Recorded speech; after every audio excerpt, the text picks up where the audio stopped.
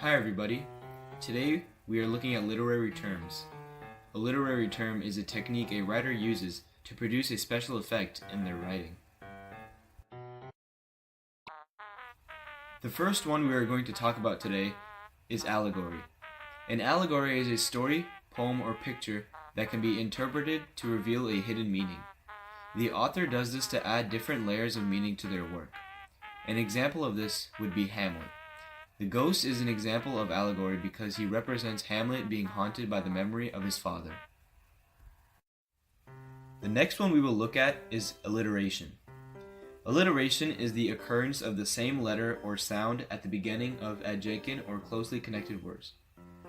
The author uses this to create a musical effect in the text that enhances the pleasure of reading a literary piece.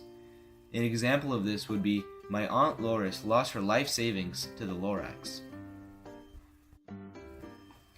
An allusion is a reference to someone or something that is known from history, literature, or religion. A few ways allusions help writing is by creating a mental image or revealing information about a character that would be benign to someone that doesn't notice the reference.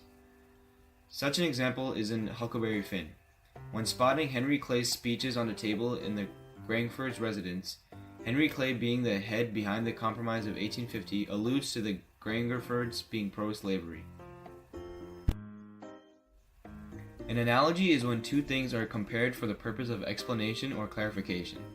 In The Great Gatsby, Nick uses an analogy to describe Gatsby.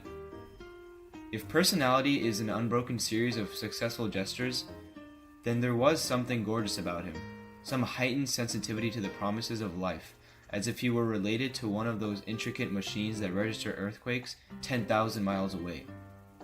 The analogy